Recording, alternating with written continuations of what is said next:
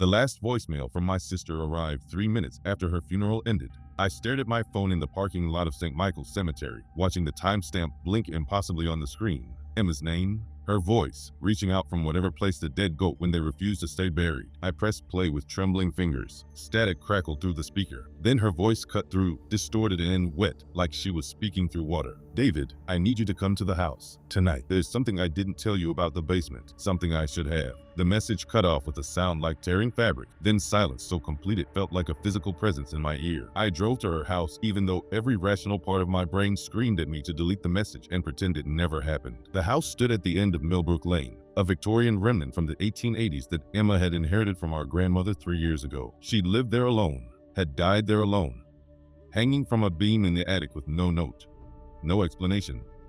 Just her body swaying in the darkness until the mailman noticed the pile of uncollected letters through the window. The front door was unlocked, which wasn't possible because I'd locked it myself after the police finished their investigation. I pushed it open, and the smell hit me immediately. Not decay exactly, but something older, like earth that had never seen sunlight. The house was dark except for a thin line of light coming from beneath the basement door at the end of the hallway. Emma? My voice sounded small in the empty house, swallowed by the waiting silence. The basement light flickered twice in response, and I heard footsteps on the stairs below, climbing slowly toward the door. But the footsteps were wrong, too many of them, overlapping, like several people walking in perfect synchronization. The door handle began to turn, and I realized with creeping horror that I should run, but my legs had turned to stone, rooted to the faded hallway carpet that smelled like my grandmother's perfume and something rotten underneath. The door opened 6 inches and stopped. Through the gap, I could see the basement stairs descending into darkness, but the light was coming from below, casting elongated shadows that stretched up toward me like grasping fingers. David, it was Emma's voice, but layered somehow, speaking in chorus with itself. You need to see what I found. You need to understand why I couldn't stay. I forced my legs to move, forced myself toward the open door, because she was my sister, and I had failed her in life, and maybe this was my chance to understand, to make something right in a world that had gone terribly wrong. I pushed the door fully open and started down the stairs, each wooden step groaning under my weight. The temperature dropped with each step, my breath forming clouds in the air, and I could see frost forming on the walls, spreading in patterns that looked almost like words. At the bottom of the stairs, the basement opened up into a space much larger than should have been possible given the dimensions of the house above. The walls were lined with mirrors, dozens of them, all different sizes and shapes, their surfaces reflecting not my image, but scenes from other places, other times. In one mirror, I saw Emma as a child, playing in our grandmother's garden, but her movements were wrong, jerky, and reversed. In another, I saw the basement as it must have been decades ago, and someone was standing in the exact spot where I now stood, a woman in a white dress with her back to me. She showed me these mirrors, David. Grandmother showed me before she died. Emma's voice came from everywhere and nowhere, echoing off the glass surfaces. She said they don't reflect what is. They reflect what's underneath, what's been here all along, watching us, waiting for us to look back.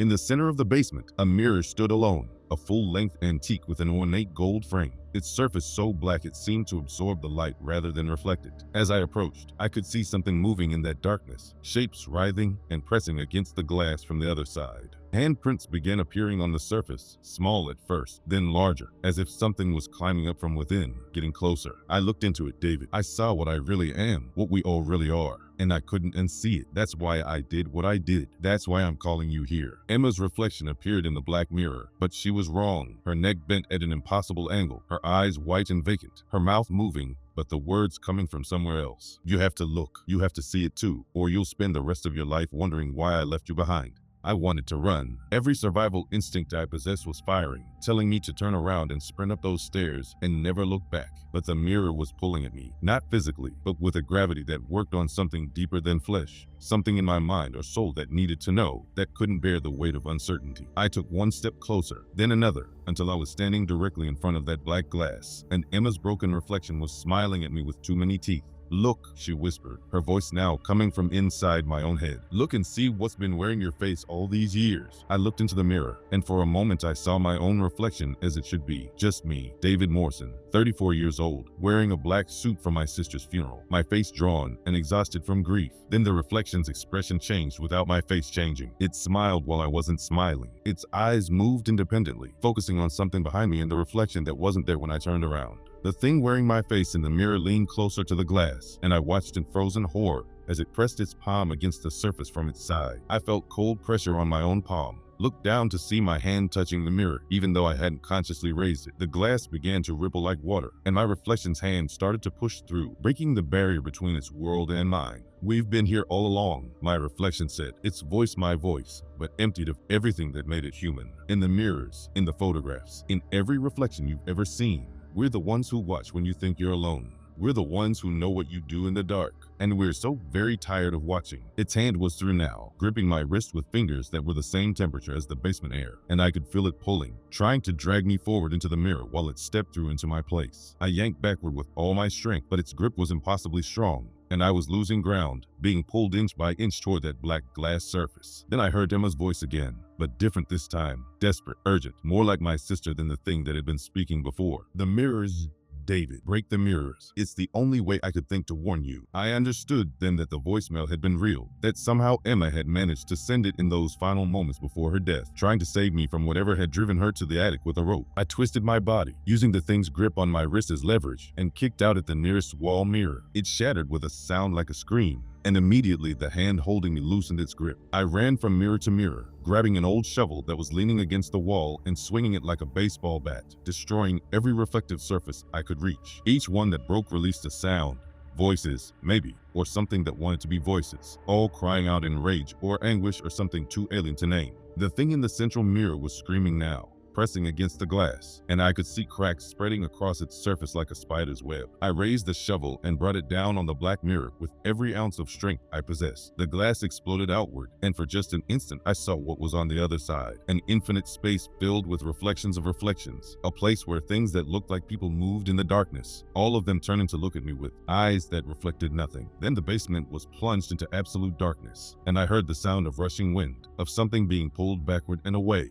When the lights flickered back on, I was alone in a normal basement, surrounded by broken glass and empty frames. The temperature had returned to normal. The mirrors showed only broken fragments of the basement itself. No other worlds, no impossible visions. But written in frost on the concrete floor, already beginning to melt, were words in Emma's handwriting. "Thank you. Run." I didn't need to be told twice. I ran up the stairs, through the house, and out into the parking lot where my car sat under the streetlight. I was shaking, hyperventilating, trying to process what I'd just seen and experienced. I pulled out my phone to call the police, to call someone, anyone who might believe me. That's when I noticed my reflection in the car window. It was watching me with an expression I wasn't making. And as I stared in growing horror, it slowly raised one finger to its lips in a gesture of silence, then smiled with Emma's too many teeth. I haven't looked in a mirror since that night 3 weeks ago. I cover them all, avoid reflective surfaces, drive with my eyes fixed straight ahead so I don't see myself in the rear view, because I know now what Emma discovered, that the things in the mirrors are patient and hungry, and they've been studying us for as long as humans have been creating reflections. I broke their doorway, but there are mirrors everywhere in the world,